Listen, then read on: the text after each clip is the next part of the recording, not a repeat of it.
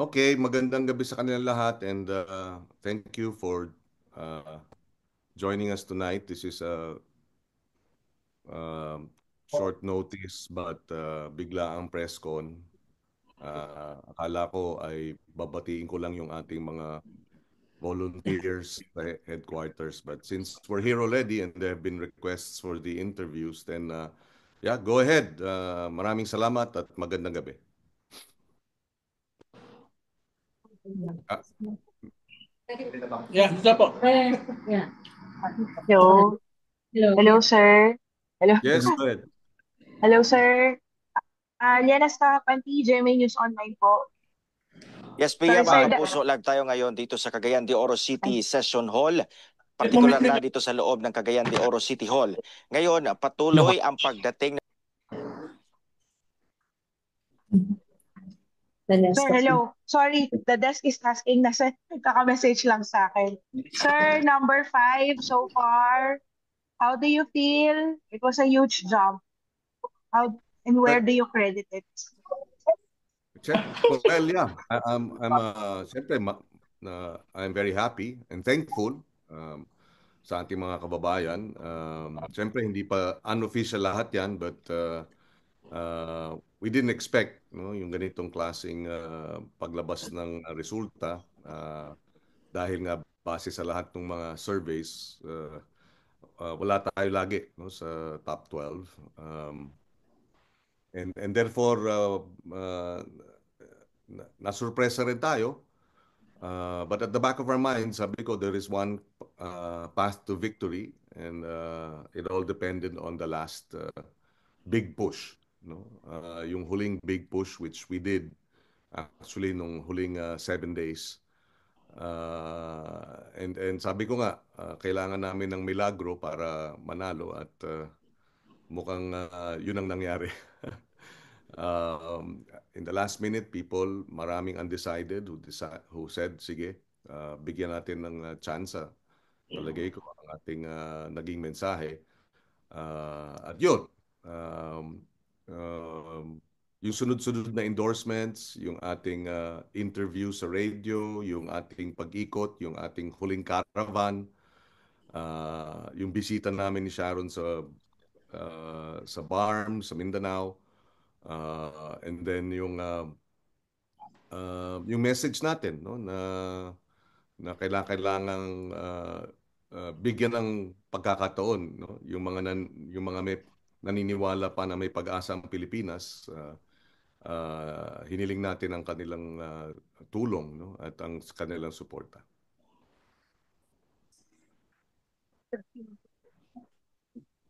Thank you, sir. Thank you po.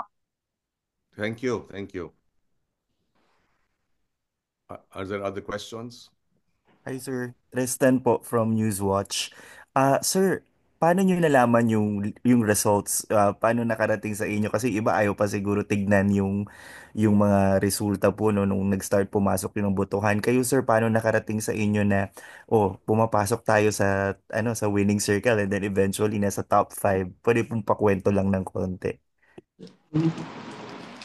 Well, actually, yung team namin meron kaming thread, no? Telegram thread. At doon ko nakita yung unang feed, no? Na nasa top 5 na nga eh, no? So akala ko fake news. Sa dami kasi ng fake news na tinatanggap ko araw-araw ng kampanya. Sabi ko, totoo ba to? Baka disinformation to, but totoo pala, no? After all, ako ata ang summa cum laude ng disinformation itong kampanyang ito, kaya talagang nakita natin apektado tayo doon sa mga survey. So nung lumabas, I initially thought, well, I couldn't believe it, di ba? Hindi ako makapaniwala. And kinonfirm nga, no? Nung nakita natin, after a few minutes, dinoble check, triple check, and ano pala, legitimate pala yung social media card na nagsasabing number 5.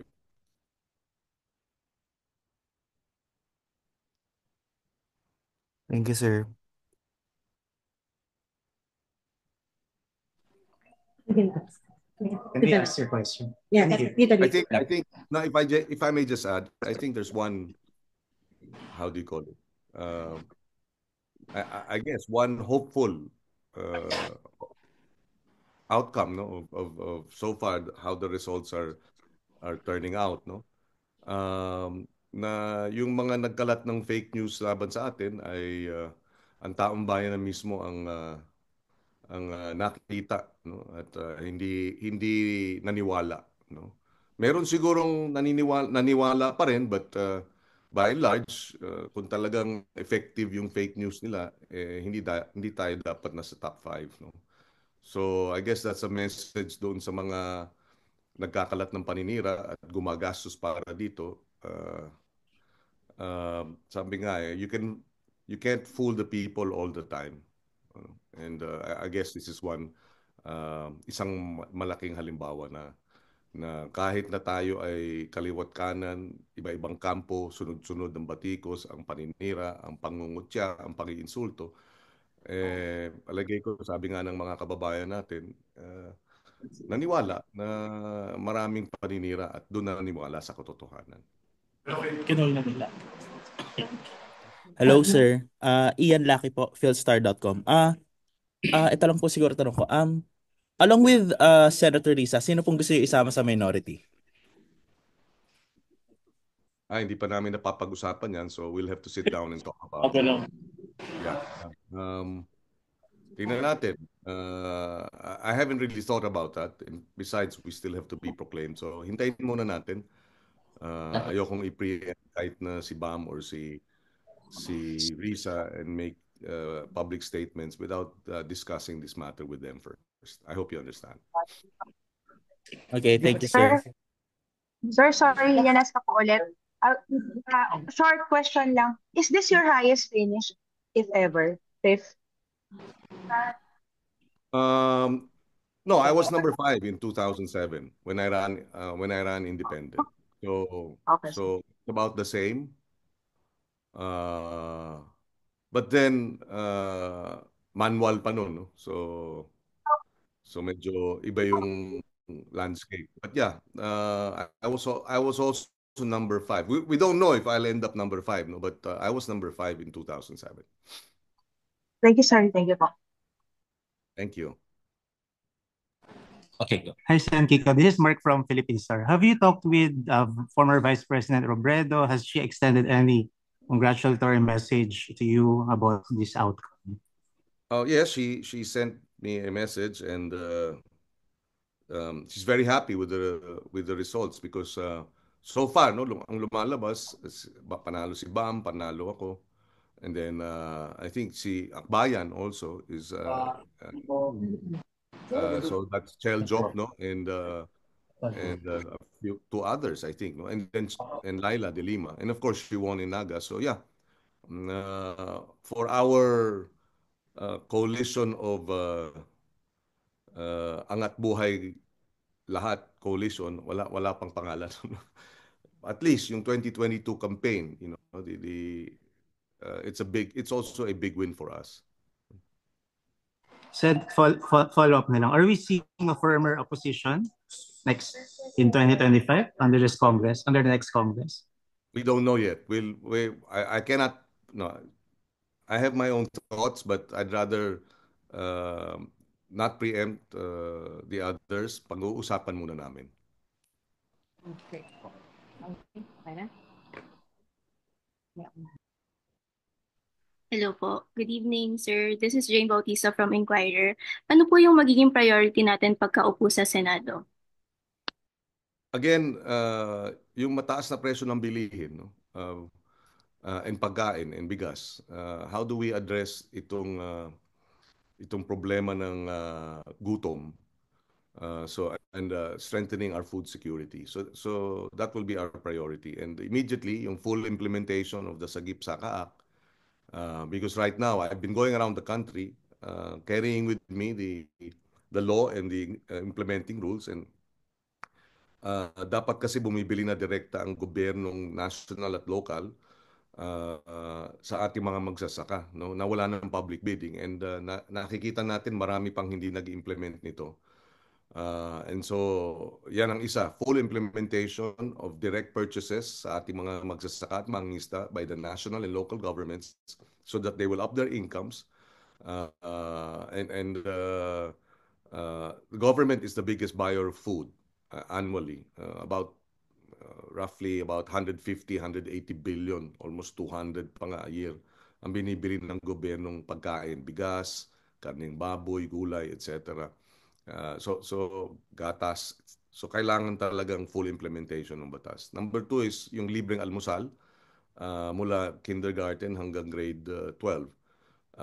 I think this will have to be in stages. Uunahin natin siguro yung preschool hanggang grade 6 and then second phase will be grade 7 to grade 12. This will address hunger, it will address the quality of education, and it will address incomes for our farmers and fisher folk. So, and then third is we will have to sit down, siyempre, assuming that this is all official, no, at mananalo na nga tayo.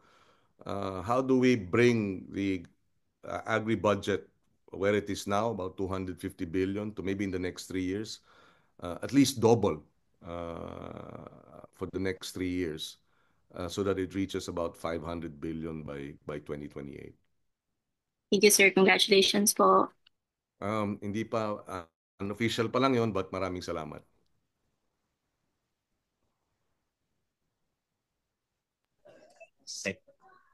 Sir, if you can have a message for the volunteers. Yes, well, like I said this morning, sabi ko, that we surrendered everything to the Lord, ginawa na natin lahat, sabi natin, Diyos na ang magpapasya at ang taong bayan. At tayo nagpapasalamat sa inyong naging sakripisyo, kayo talaga ang puso at diwa ng ating kampanya sa ating mga volunteers. Alam naman ninyo lahat, kulang ang ating pondo, hindi sapat ang ating mga posters, kulang lagi. Ang ating campaign materials, maliit ang ating makinarya, wala tayong malaking makinarya, pero ayun, tuloy-tuloy ang ating sigasig sa pagkakampanya. Wala tayong pinalampas, wala tayong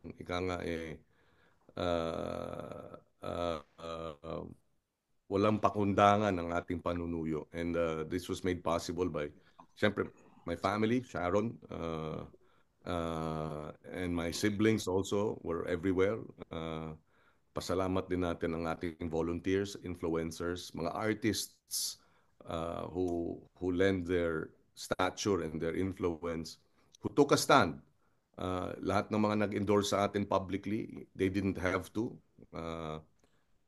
Pero yung tapang nila ay to take a stand, napakalaking bagay sa atin. So we thank everyone. Maraming salamat to the volunteers. We dedicate actually this what appears to be a victory, no, to the sacrifices of all those who supported us, our volunteers, our supporters, Team Kiko, and of course my family. Thank you. Thank you.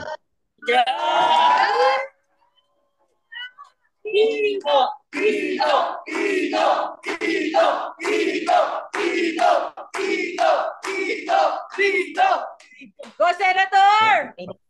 Maraming salamat. Thank you, sir. Thank you. Bye, sir. Bye.